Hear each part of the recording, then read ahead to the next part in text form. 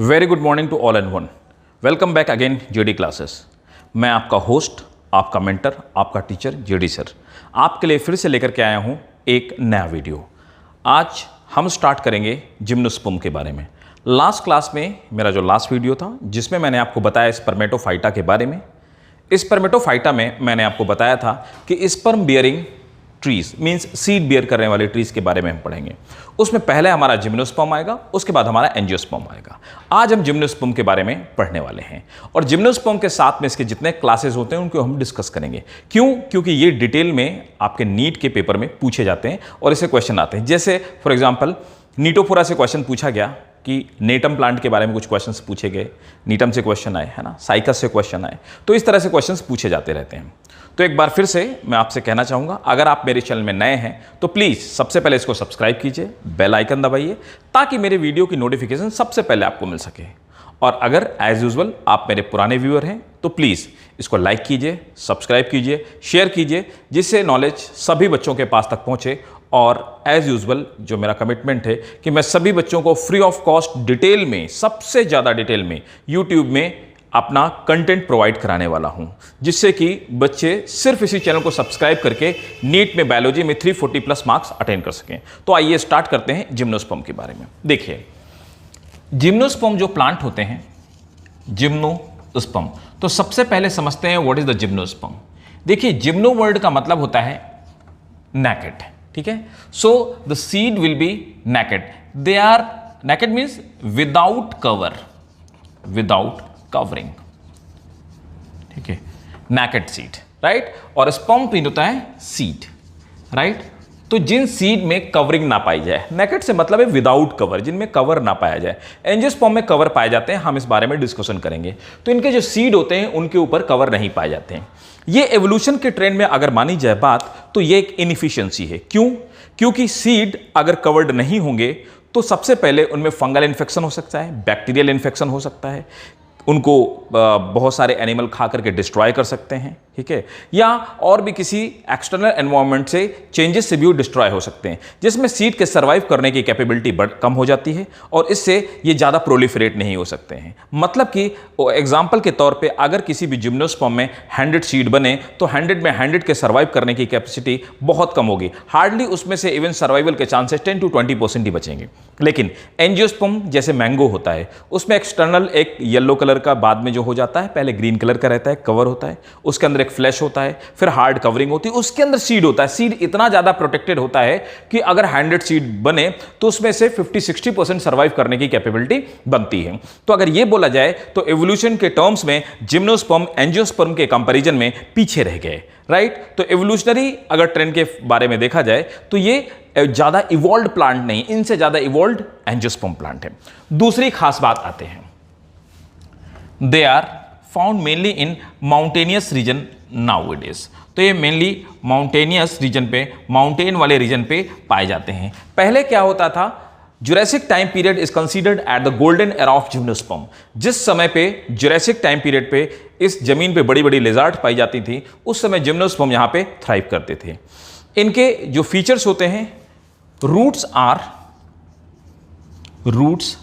अगर मैं रूट्स की बात करूं, so roots are weak, they are incapable of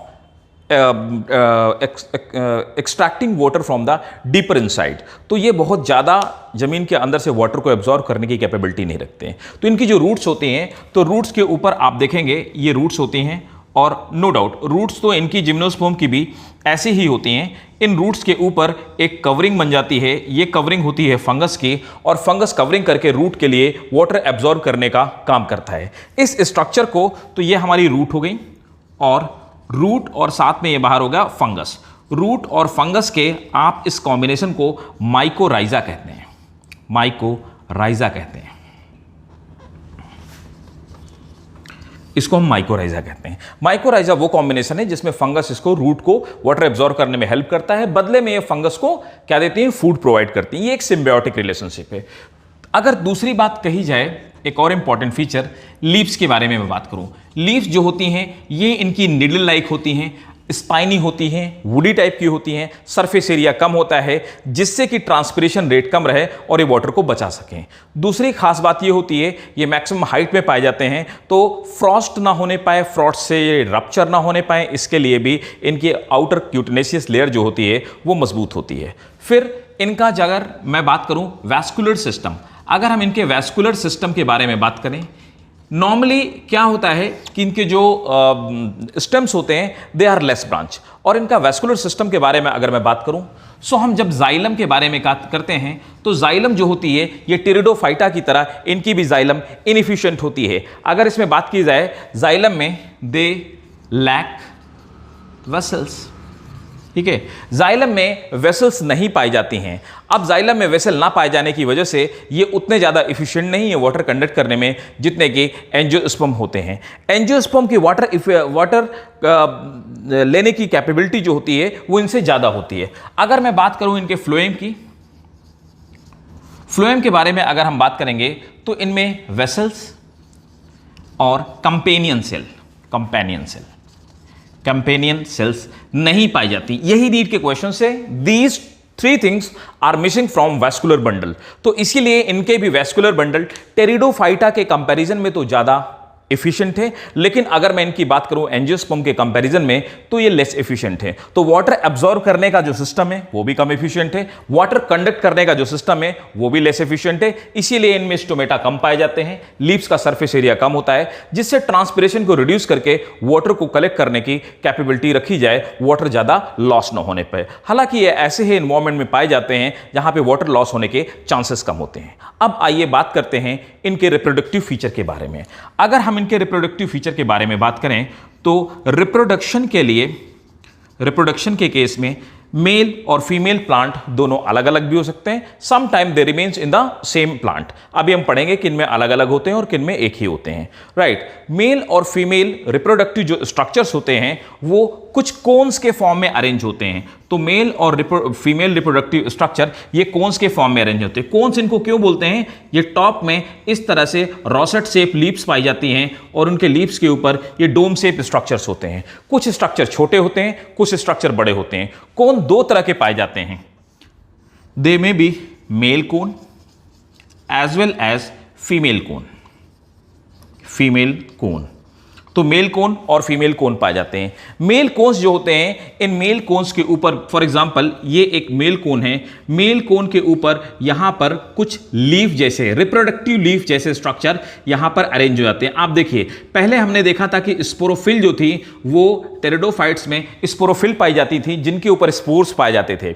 इसी तरह से बहुत सारी स्पोरोफिल इकट्ठा होकर के इन लीव्स को हम स्पोरोफिल ही कहेंगे।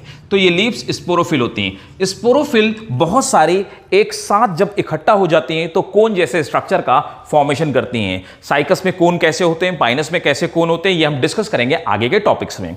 तो इस तरह के कोन शेप स्ट्रक्चर होते हैं। इन कोन शेप स्ट्रक्चर में ये लीव्स होती हैं जिन लीव को हम स्पोरोफिल कहते हैं। स्पोरोफिल के अंदर इनके ऊपर कुछ इस तरह से स्पोरेंजिया का फॉर्मेशन होता है। तो कोन दोनों में ऑलमोस्ट एक ही जैसे होते हैं, लेकिन मेल कोन छोटे होते हैं, फीमेल कोन थोड़ा सा बड़ा होता है और रोसेट शेप होता है, राइट। तो अब देखिए मेल कोन पे पाए जाने वाले जो स्ट्रक्चर्स होते हैं, जो स्पोरेंजिया होती हैं, राइट, इनको हम लोग कहते हैं माइक्रोस्पोरेंजिया और इन पे माइक्रोस्पोर का फॉर्मेशन होता है। फीमेल कोन में लेस स्ट्रक्चर्स पाए जाते हैं, मतलब कि लेस स्पोरेंजिया पाई जाती हैं, और फीमेल कोन्स पे पाए जाने वाले जो स्ट्रक्चर हैं उनको हम मेगास्पोरेंजिया बोलते हैं और उनके अंदर मेगास्पोर का फॉर्मेशन होता है। तो इस तरह से मेल कोन में माइक्रोस्पोर बनता है और फीमेल कोन में मेगास्पोर का फॉर्मेशन होता है। आइए अब इनके स्पोर के बारे में बात करें।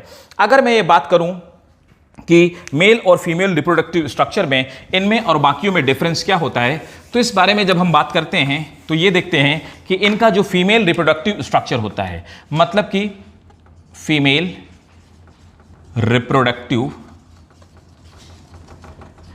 स्ट्रक्चर के बारे में अगर मैं बात करूं, फीमेल रिप्रोडक्टिव स्ट्रक्चर में आप देखेंगे तो इनका जो ओव्यूल होता है वो इस तरह से एक्सपोज होता है और इसके चारों तरफ बहुत सारी रोसेट टाइप लीफ पाई जाती हैं या लीफलेट पाई जाती हैं। ये प्रोटेक्टिव कवरिंग होती है। इनके ऊपर स्टिग्मा और स्टाइल नहीं पाई जाती है, जिससे कि डायरेक्टली स्पर्म यहां पे लैंड कर जाता है और लैंड करने के बाद ये मोटाइल स्पर्म डायरेक्टली फ्यूज हो सकते हैं, राइट। और अगर हम बात करें मेल गैमीट के बारे में तो ये हमारा हो गया ओव्यूल। तो हम ये कह सकते हैं ओव्यूल रिमेन्स एक्सपोज्ड एंड नकेड। यहां पर ओव्यूल के ऊपर स्टाइल और स्टिग्मा जैसे कोई स्ट्रक्चर नहीं पाए जाते हैं, डायरेक्टली यहां पे स्पर्म आकर के फ्यूज कर जाता है। प्लस साथ में इसमें जो स्पर्म होते हैं नॉर्मली 2 स्पर्म का फॉर्मेशन होता है, या यूं कहें 2 पोलन ग्रेन का फॉर्मेशन होता है। इनमें से एक पोलन ग्रेन का फॉर्मेशन होता है जिसमें 2 मेल गैमीट का फॉर्मेशन होता है। 2 मेल गैमीट में, या जिनको हम स्पर्म कहते हैं, इनमें से एक ही जनरली एक्टिव होता है, दोनों जनरली एक्टिव नहीं होते हैं। और इस तरह से इनमें फ्लैजिला के साथ में गैमीट्स पाए जाते हैं। लेकिन यहां पर मैं आपको बात बता देता हूं, यहां पर किसी भी तरह के वाटर की जरूरत नहीं होती है रिप्रोडक्शन करने के लिए, मींस वाटर फिल्म की रिक्वायरमेंट नहीं होती है। मेनली इनमें जो रिप्रोडक्शन होता है, या यूं कहूं मेल गैमीट का ट्रांसफर होता है या पॉलिनेशन होता है, वो होता है एयर के थ्रू। तो जब एयर के थ्रू यहां पर पॉलन ग्रेन जाते हैं, एयर के थ्रू पॉलन ग्रेन का पॉलिनेशन होता है, उस प्रोसेस को हम लोग कहते हैं एनीमोफिली। Anemophily, right. इस प्रोसेस को हम एनीमोफिली बोलते हैं। तो एनीमोफिली के थ्रू इनमें मेल गैमीट का ट्रांसफर होता है और ऐसे रिप्रोडक्शन होता है। अब ये मैं बात करूं इनके बारे में, तो ये इनके जनरल फीचर थे, जनरल कैरेक्टरिस्टिक थे। इनके जो स्टेम होते हैं वो ब्रांचेस कम होते हैं, लीव्स कैसी होती हैं, रूट कैसी होती हैं, ये सभी चीज़ें हमने डिस्कस कर ली और डिटेल में इनके बारे में डिस्कशन करेंगे। अब अगर बात की जाए कि जिम्नोस्पर्म को हम कितने क्लासेस में पढ़ते हैं, कितने ग्रुप में रखा गया है, तो जिम्नोस्पर्म को फर्दर डिवाइड किया गया है 4 ग्रुप में। Gymnosperm, right. तो जिम्नोस्पर्म को अलग अलग कैरेक्टरिस्टिक के बेसिस पे इनको डिवाइड किया गया है 4 अलग अलग ग्रुप में। इनकी 900 लिविंग स्पीसीज पाई जाती हैं। बहुत सारी स्पीसीज फॉसिल के फॉर्म में पाई जाती हैं, क्योंकि ये प्लांट बहुत सारे इनके स्पीसीज एक्सटिंक्ट हो गई, आज की डेट में वो नहीं पाई जाती हैं। तो सबसे पहले हम डिवाइड करते हैं 900 स्पीसीज को। So they have 900 living species, right, living species, right. अब सबसे पहले हम इसको डिवाइड करते हैं साइकोडोप्सिडा। साइकोडोप्सिडा, साइकोडोप्सिडा में मेनली इसका जो मेंबर है वो साइकर है। दूसरा है गिंगोप्सिडा, गोप्सिडा, ठीक है। इसमें गिंगो बाइलोबा इसका रिप्रेजेंटेटिव प्लांट है।